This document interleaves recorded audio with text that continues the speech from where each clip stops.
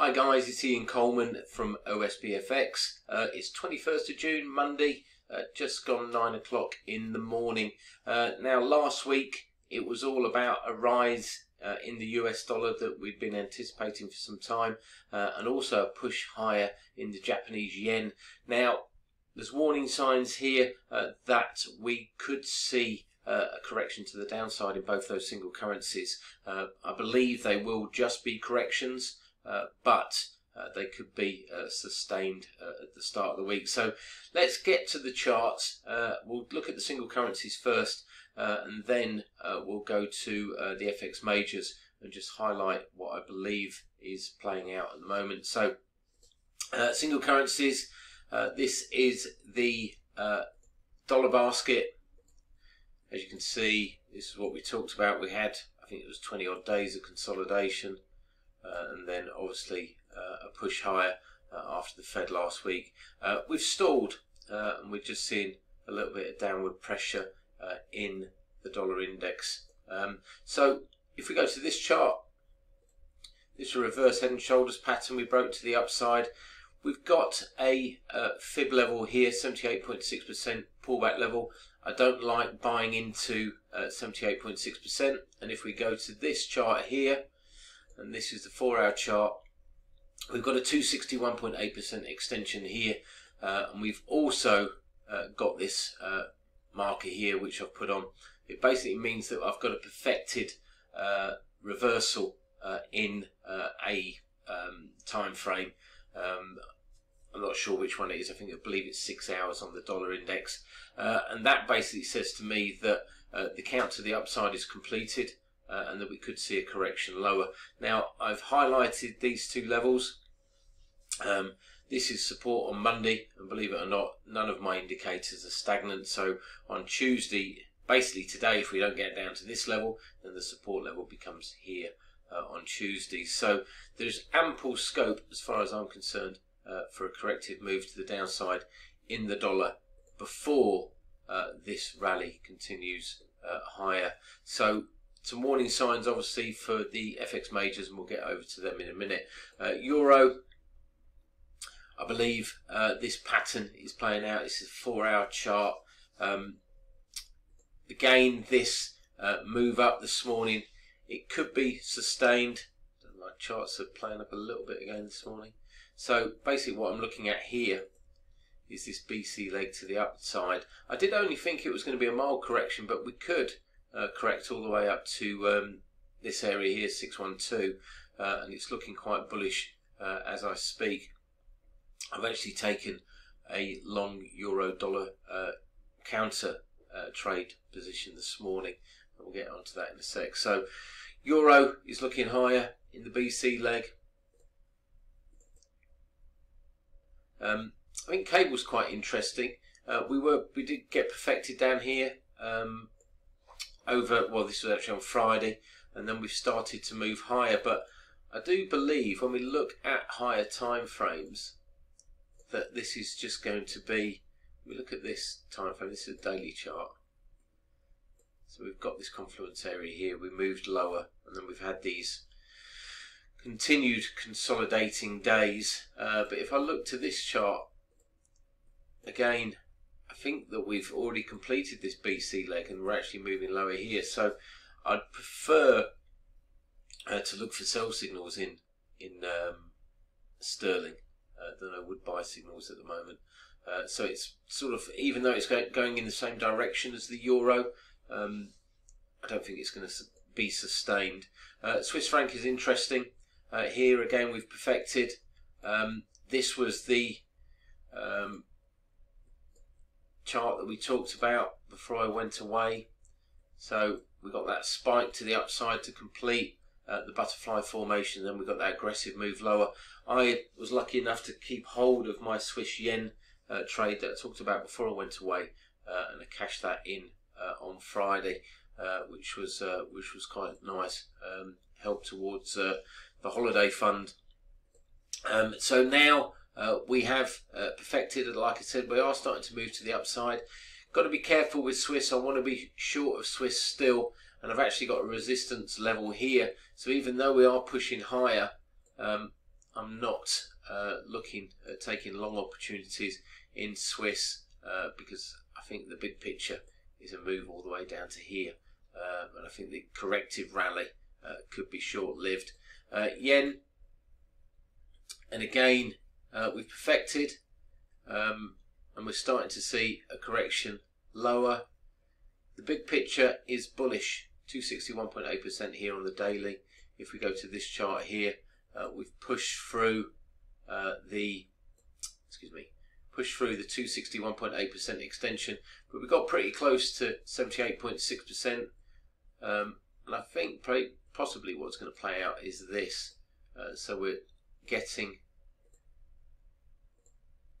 this corrective move lower, and you've got to remember, obviously the dollar and yen are risk assets or risk currencies, so obviously they get sold off when stocks take a corrective rally to the upside. So looking quite bearish for both of these single currencies, which could mean that we're going to see a corrective rally in indices.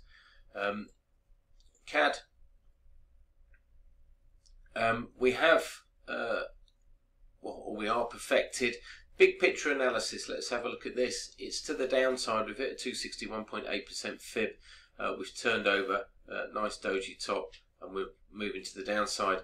We have perfected, so I don't want to be selling into this base, and I think we could get down to this level, which would form, we've got two cipher patterns here, one here which we've just pushed past, and one here which we're fast approaching. It's perfected, I believe, on 8 hours, so there's no, you've got 4 hours to get a turnaround signal.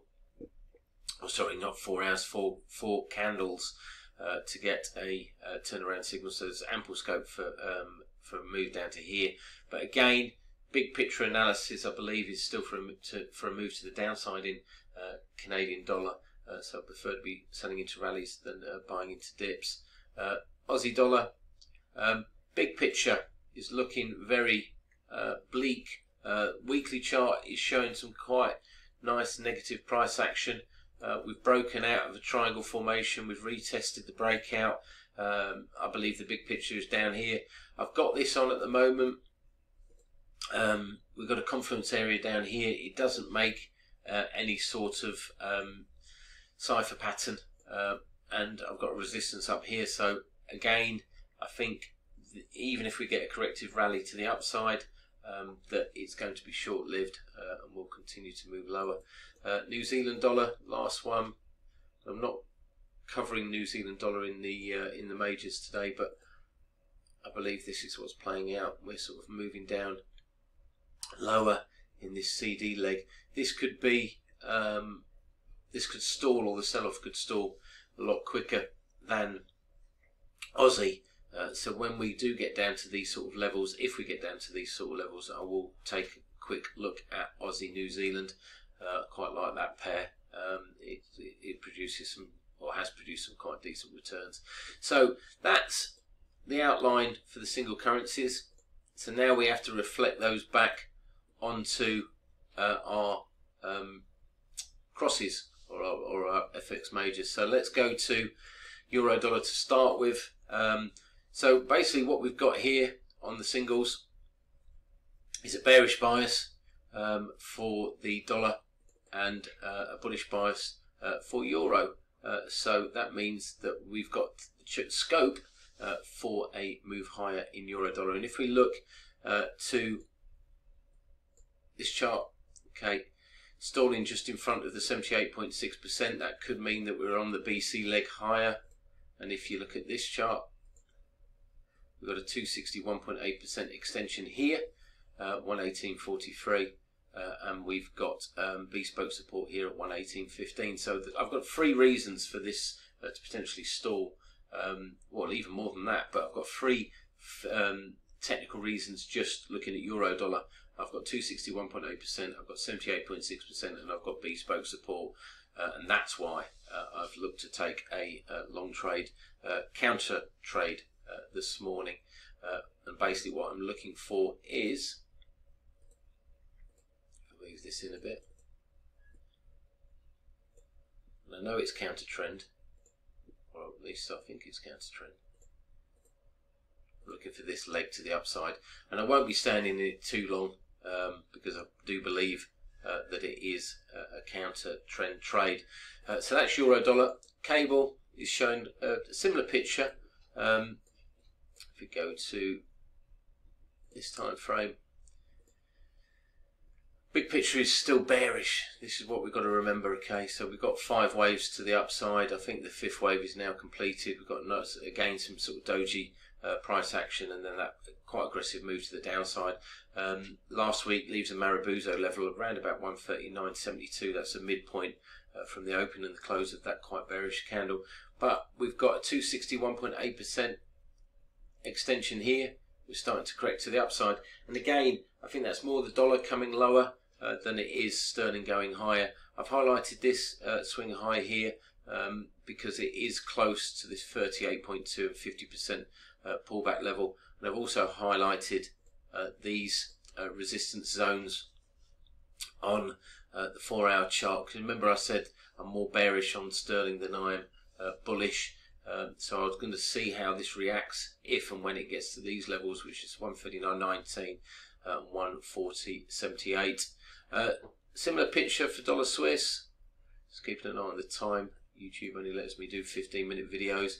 I've got bespoke resistance here. You can see I'm just turning over.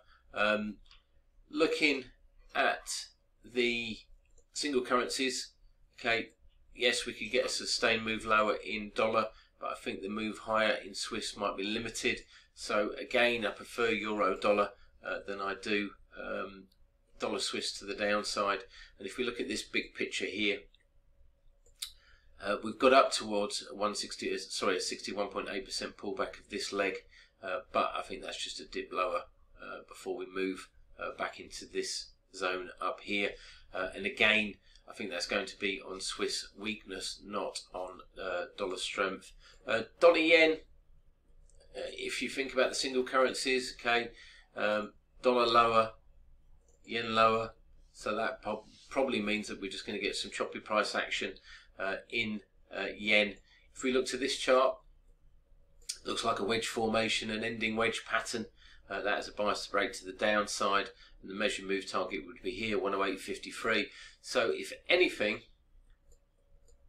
I'm looking to see if I can get a cipher pattern within that wedge formation, and basically for that what I need is I need a confluence zone to the upside, 261.8%, 127.2% potentially, but it's not a cipher pattern. That will make a cipher pattern, so that would mean that the first leg gets up to 110.30 and then a move lower. But at the moment, this is just in no man's land for me, so I will pass. Dollar CAD, again, is perfected, got bespoke resistance up here, got 78.6% fib up here. Canada as a single currency, no great shakes really at the moment, so I think there's better ones to play, but I think we could see a correction to the downside off this level because 125.15 lines up with the 78.6% pullback level. Aussie dollar, like I said, we have perfected. We've got a 261.8% fib. You can notice that it's not moving to the upside as aggressively as sterling, etc. So I'm going to leave that one alone. Euro sterling, I've got some resistance to the upside, but I really would be interested in this area here, 85.25, 85.20, and then euro yen. Sorry, I'm rushing through these now because I'm getting near my time limit. Euro yen, 261.8% fib, but I'm already in euro, so I'm not really particularly bothered about the corrective rally to the upside. Okay guys, I hope that all makes sense. I'll be back again soon with some more analysis. Good luck with your trading today. See you soon. Many thanks.